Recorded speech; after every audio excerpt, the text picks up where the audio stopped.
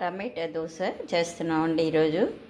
దానికి కావాల్సిన పదార్థాలు: పచ్చి బియ్యం 2 గ్లాసులు, మిరపకాయలు ఒక 10 వేసుకోవచ్చు కారానికి తగ్గట్టు, టమాటాలు ఒక 7-8 టమాటాలు వేసి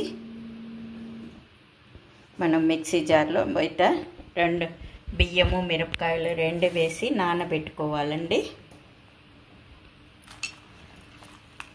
నానబెట్టుకోవాలా.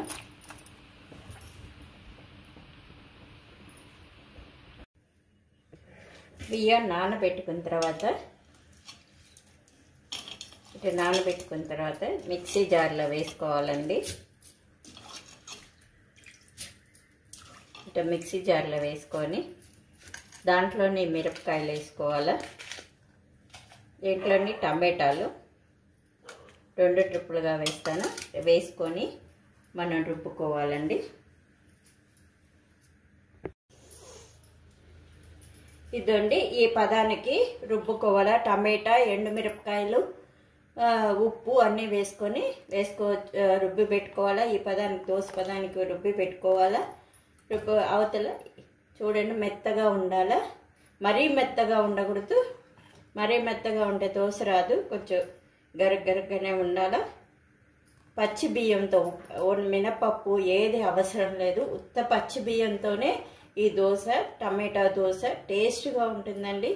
చూడండి, ఎప్పుడైనా టిఫిన్ లేదు అనుకున్నప్పుడు 1 గంట ముందర బియ్యం, 2 గంటల ముందర బియ్యం నానబెట్టేసుకొని టమాటాలు ఇంట్లో ఎప్పుడూ ఉంటాయి మనకి. టమాటా, ఎండుమిరపకాయ వేసుకొని రుబ్బుకునేది దోశ పోసుకోవచ్చండి. చాలా బాగుంటుందండి. చేసితే చూడండి, ఎట్లుంటుందో కామెంట్స్లో చెప్పండి. చూడండి, పెనం వేసుకొని పెనం కాలిన తర్వాత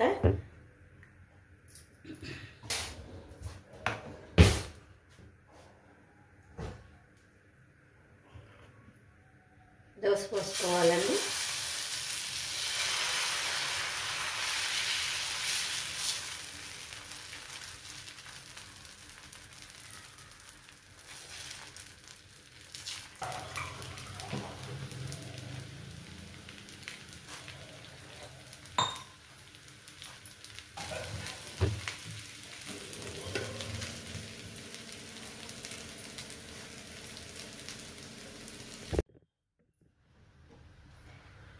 ఇదండి వేడివేడిగా టమాటా దోశ.